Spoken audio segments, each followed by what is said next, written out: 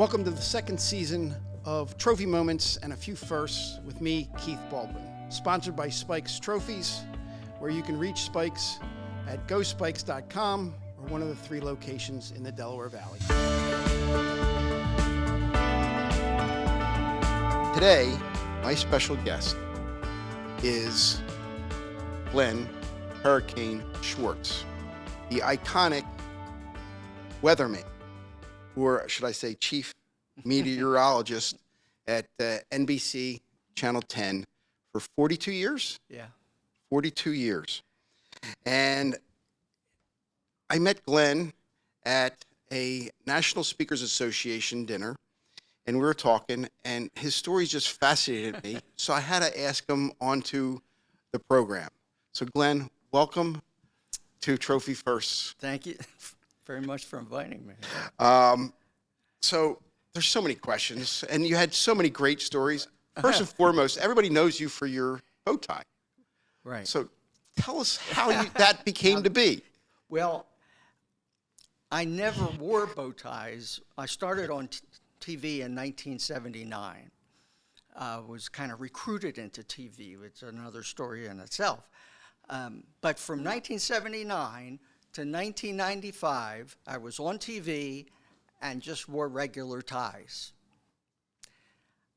But I did have a full beard. So I was the guy with the beard. So in TV, you want to be recognizable.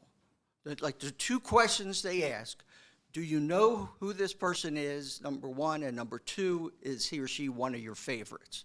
Well, having the beard separated me from everybody else, so I was the guy with the beard, so maybe I'd be noticed more.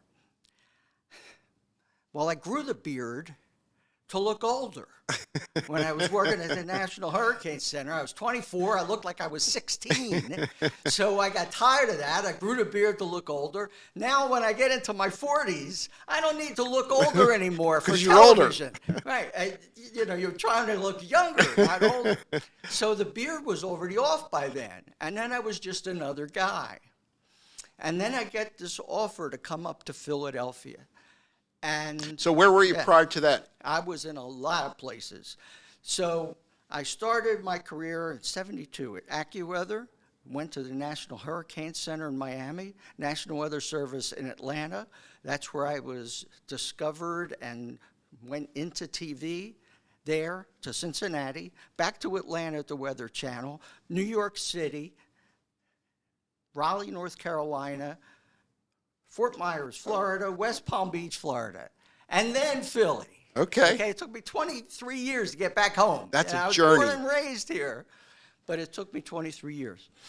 So the guy who was taking over NBC 10 gave me a call because he worked with me in Raleigh. He knew me. He knew I was from Philly. He liked me. He said that if I get up there, you're going to be the first person I call, and he did. And he said, I want to hire you, but there's 2 conditions. Number 1, I want to call you Hurricane on TV, like they did in New York. That's where I got the nickname. I got the nickname from being the first storm chaser for the Weather Channel. So, when a hurricane's coming to the coast and you see all those people going down there, I started. That was you? Yeah, at least with the Weather Channel, okay. 1985. And that was a tough battle to get permission to even do that. And they were real mad. Because at of the all liability? The money it was costing them until they saw the ratings. And now they, of course, chase everything. So I got the nickname in New York. It stuck there. They wanted to use it in Philly. Okay, fine. I'm proud of my background. Number 2, I want you to wear bow ties. This was not my idea. His name is Steve Dorr, and he came up with the idea. Thank you, Steve Dorr. Partly because he said, you know this guy, John Bolaris? I said, yeah, I know John. He's our main weather guy, and he is so handsome. He wears these $2,000 suits. He could be on the cover of GQ magazine. The women are crazy about them. Girls throw themselves at him. I picture you as the anti-Polaris. So to set up the contrast between Mr. Suave and Mr. Nerd, I agreed to be Mr. Nerd in order to be separated, to be known, just to be associated with John helped get me recognized. It worked, obviously, and so now I can't. And what year was that? That was 1995. And in 96, and just a few months after I started, the two of us were getting so popular, they created a series of commercials, takeoffs of Seinfeld, with John and I in a diner that was totally recreated from Seinfeld. And they ran these commercials right at 9:15 on Thursday nights in the middle of Seinfeld. And that's how people got to know me so fast. So how many bow ties do you have? Well, I had counted them one time. Somebody asked a reporter or whatever. I think it was about 164 at that time. Wow. And you have more now? Yeah. Well, this is my newest one. And this is a special one because it's what you call global warming stripes. So you start back in 1850 when it's cold and the blues, and then you work your way to the present. And it is a picture of how the climate has changed over that period of time. And this is something worldwide now. There's a thing called Show Your Stripes Day internationally. And you can buy hats and T-shirts and towels and all sorts of things. But they only had a regular tie available. That was the only thing I saw. So I ordered the regular tie. I sent it to my company in Vermont that I've dealt with all these years, and they converted it to a bow tie. So this is the message. So that's the other thing that struck me when I met you, is now that you're retired, how many years you've been retired? Just 2, exactly, this month. Congratulations. And your next mission is? About climate. Right. Climate. I spent 50-plus years forecasting the weather. It's all I ever really wanted to do, other than maybe play center field for the Phillies. that didn't work out. But forecasting the weather for tomorrow and during the week was obviously my top priority, was the thing that I focused on. But now that has become so much less important than what's going to happen 10 years from now, 20 years from now, 50 years from now. And as somebody who's spent their entire life communicating science, I want to be one of the people who get to do that in an area where I already have a level of credibility.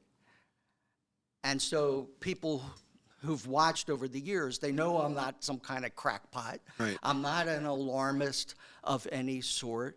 I'm not a doomsayer. And so that I find that my message gets received pretty well, surprisingly well, because a lot of climate scientists and people who talk about that get harassed a lot. Have you gotten harassed about talking about it? I've gotten some tweets in response, but nothing like other people or what I really expected. And I'm not one of the climate scientists. So what started you on that quest? Did you see the change? Yeah, I'm a scientist. I observe things, and especially the weather. And I've been observing and forecasting the weather for 50 years. And there is no doubt that the climate has changed significantly in that period of time. And what I've learned over the last 20 years or so is that it's human activity that is largely responsible for this. And unless we kind of change our ways globally, it's just going to keep getting warmer and warmer. The storms are going to keep getting stronger and stronger. The sea level rises. The floods will be worse. The heat and the droughts and the wildfires. The hurricanes. All of these things, hurricanes becoming more intense. Not more of them, but if you they- have one, It's going to be a lot more it intense. can rapidly intensify, more so than ever. So I need to try to communicate that to get people to accept the science and to agree to make some changes in their own lives and maybe try to influence others, like in a government around the world, to cut back on these greenhouse gases that have been responsible for all of this. If it wasn't for the greenhouse gases, the Earth would actually be cooling right now. So they are 100% responsible for the warming. So, top 3 things that could be done. Do you suggest, or what are the things that we could be doing? Yeah, one of the top climate scientists in the world, Catherine Hayhoe in Texas, she says, people ask me, what is the best thing that I can do? And she said, talk about it. A lot of people are afraid to talk about it within their own family, with their friends. This is such an important and urgent subject that we can't keep quiet about it. So that's number one. Number two, there are certain things that you can do in your own life. For example, I get all of my energy through Pico, through renewable sources. You can choose to do that through Pico. Most people don't even know that that's possible. I didn't know that was possible. And number three, you can do things in your own personal life. For example, I have an electric vehicle that I drove here in. It gets an infinite number of miles per gallon. I will never have to fill up with gas again in my life. It's incredible. And the car is like a rocket ship. It's faster than a Porsche. If people get exposed to things like that, to heat pumps in the home, solar panels for the house, their utility bills go down, and they're making contributions, and they're influencing others who just pass by and see the solar panels on their house or see the electric vehicle on the road zooming by. And then the third thing is through political changes. And that's governments. That's hard. Yes. Yeah. Why is it hard? Because it has come down to a you're with me or you're against me kind of attitude. This goes back, it didn't start that way. Back in the 90s, as a matter of fact, Newt Gingrich and Nancy Pelosi did commercials about climate change and that we have to work together and all that. And then Al Gore came along and had a lot of bright ideas, but it became political as a result of him. So therefore, if you're against him, you have to question or doubt the science. And so you start with the conclusion, and then you work your way backwards. That's not how science is supposed to work. Yeah. And how about globally? Like I've been to China. I just got back from Cairo, and the pollution, it just got awful. Yeah. Well, here we are on the 53rd floor of the building in Center City. I've seen pictures of skyscrapers in Philadelphia from the 50s where you could not see out the window because the pollution was so bad. People were wearing masks indoors, inside the skyscraper because the pollution got so bad.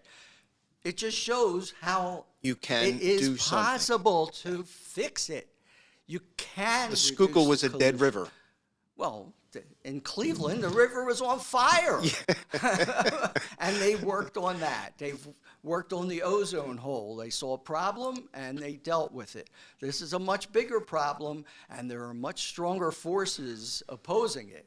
And some of the biggest industries in the world. So the people say, are we too late? Is there still enough time?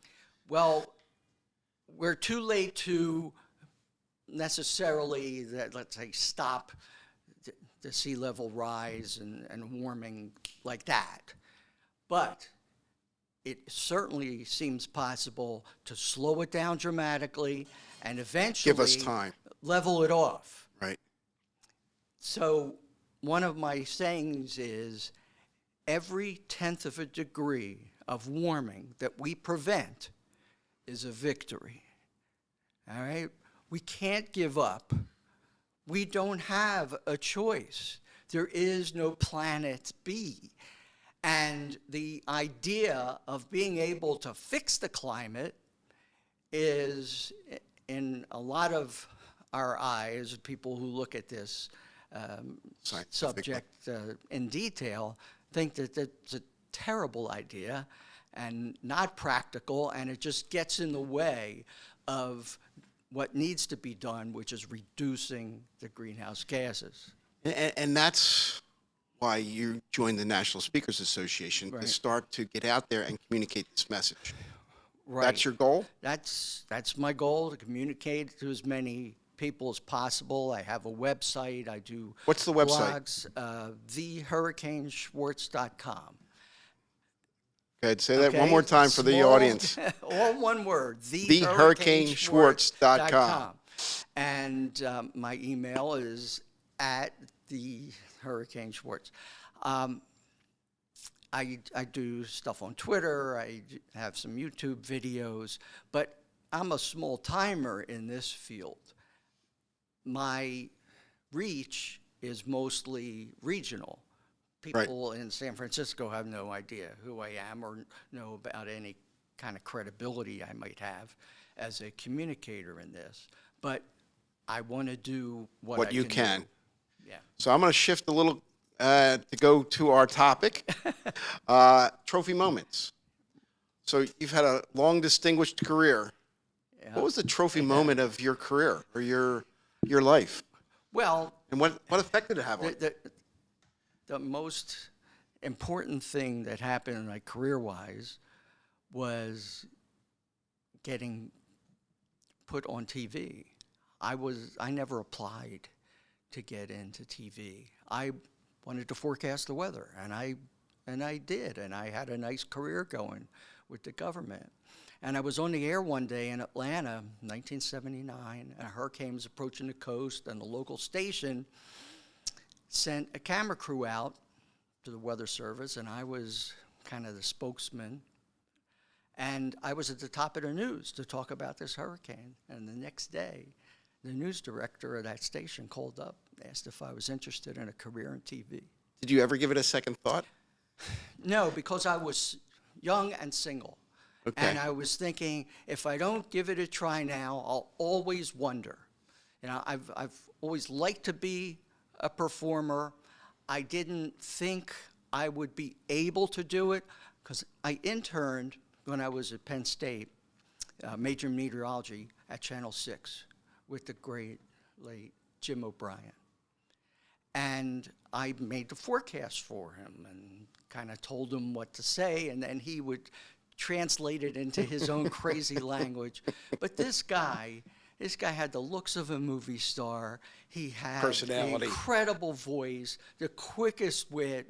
And I'm just thinking, I can't do what this guy does. So let me stay behind the scenes in the government. But then this guy, who's a news director in a top 20 TV market, invites me out to the station to audition. So I did an audition, and then he immediately offered me a job. He said I had charisma. I said, well, look, he's the expert. If he thinks I can do it, maybe I can do it. And so somebody else had belief in you more than you had belief in yourself. Yes, absolutely. And I would have been happy to have been a forecaster behind the scenes for the rest of my career. Maybe I could have gotten back to the Hurricane Center and been one of the hurricane specialists. And my specialty is in communication, so they deal a whole lot in communicating with the public at the National Hurricane Center. And my boss then was Dr. Neil Frank, and he was the greatest science communicator I ever saw. And most scientists are not very good communicators. And I thought that I might have a career in the government doing something like that. And then fate Then just all of a sudden, came fate in. came in, and you're 24? 28. 28. 28. So that was helpful too, that I didn't try to go into TV right out of college because I wasn't mature enough. I didn't have enough confidence. Were you scared to wouldn't death when you have first went on? Well, yeah. The other thing that was kind of terrifying is, in meteorology, at least at that time, it was all male. I went to an all-male high school in Philly Central.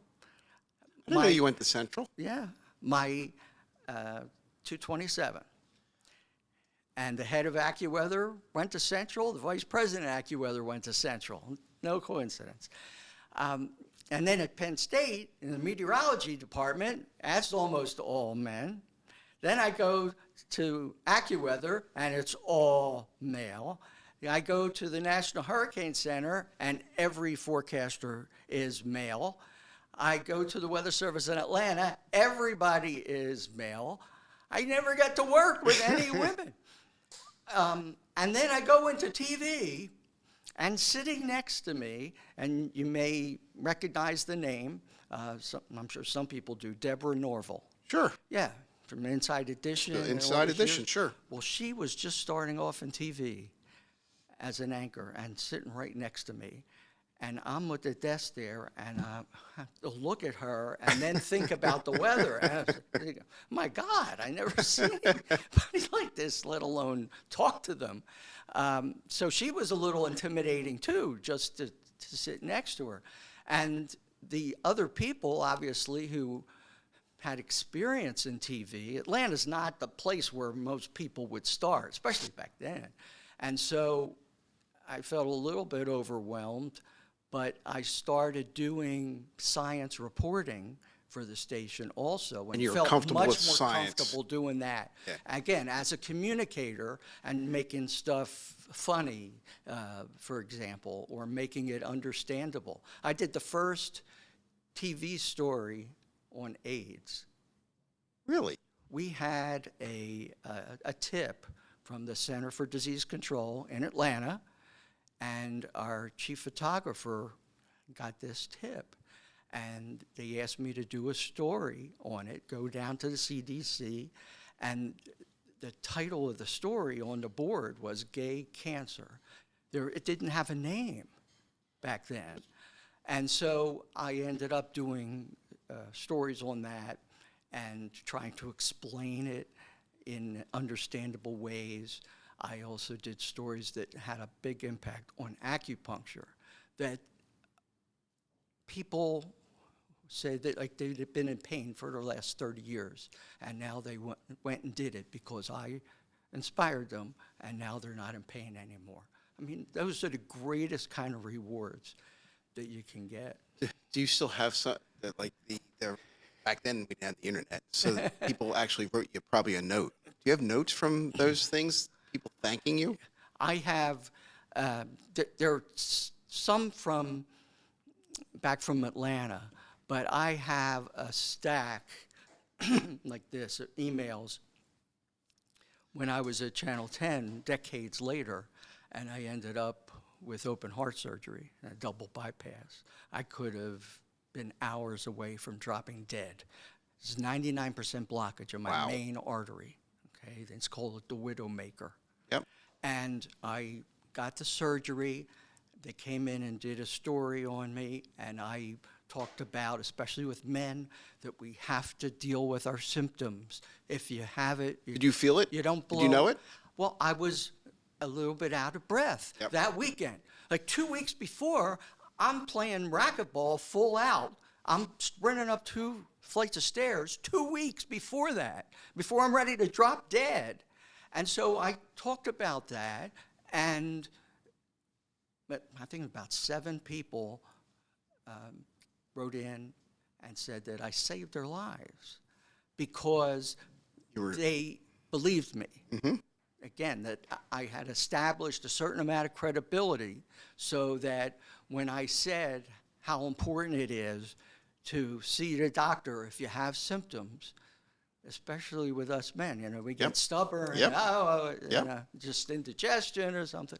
And I got a stack of well wishes from viewers. It was just overwhelming.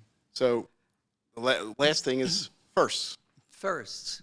You've done a lot of things. What's something that you've not done yet that you've always wanted to do?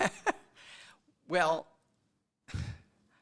there are obviously a couple things. I have gotten, as a huge sports fan, the opportunity to throw at the first pitch at like 3 Phillies games.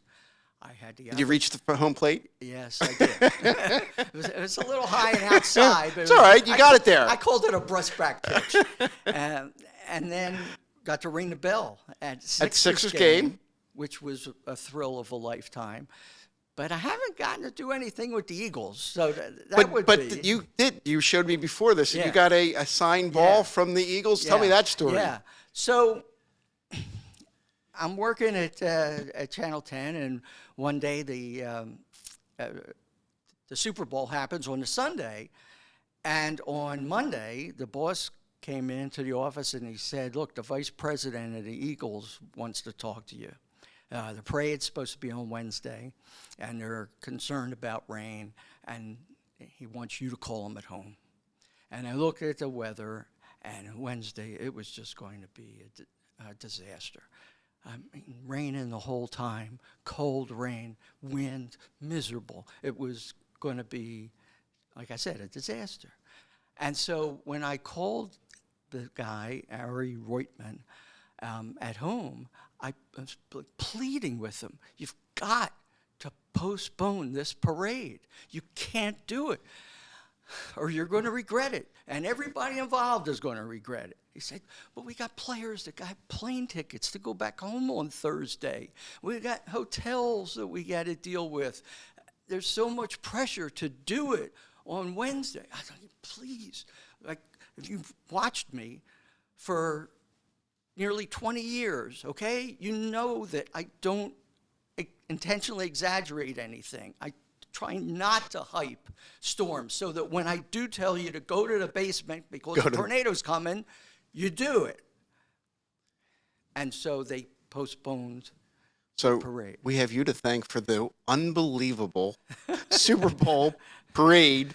At least for the following day. Right, at least for it not raining all day and being totally miserable. It was cold. Yeah. It was not the most fun atmosphere, but it would have been horrendous the day before. And so Ari sent me a football, Eagles football with the score of the Super Bowl, and thanks for being a part of this, and has a note, it was signed, a handwritten note saying thanks for saving our parade. So the first that you'd want is something to run out on the field with the Eagles? with the ball, put it down on a 50-yard line or something. I don't know. Okay. But professionally, I would like to be able to have some kind of significant impact related to the climate crisis. One way to do it, and again, in the fantasy, is to be invited to the White House to help brief the president or brief somebody. Who's in charge of that for the federal government right now? Is it? Well, there's a number of departments, but there's only so much that the administration can do. You have to have Congress behind it, and that's really the problem. The biggest problem that we have right now. But the other thing that I was trying to do is to get a novel that I wrote about climate a few years ago to get made into a movie. There hasn't been a movie. And that's the called The Weathermaker that right. you wrote in January 2020, right Yeah. before the pandemic. Right, and it was doing very well, January, February, and then everything stopped in March. But there hasn't been a movie about climate for 20 years. The Day After Tomorrow was 20 years ago. What's happened since? We've gotten more and more certain about the dangers. There's more and more people who have accepted the science. And now, like Professor Heo says, talk about it. How do we talk about it? Get a movie that'll go in theaters that people of all backgrounds will want. If you write a nonfiction book, you're writing it you're preaching to the choir. We've got to expand the audience that accepts this. And so that's my ultimate Okay, audience, goal. we're coming to an end. So we've got two things in my audience. Somebody from the Eagles. I would love to have you call Hurricane and have him walk out onto the middle of the field and Hand the ball. be handed the ball, and also to have a movie made about the weather maker and climate. So anybody in the federal government that is watching this, that has connections, or in the movie industry. or in the movie right. industry, please contact Glenn. And you can be reached where? How? At the Hurricane Schwartz at gmail.com. There you go. Thank you very much, Hurricane. It's been an absolute pleasure. And again, thank you, audience. And I'll see you next time.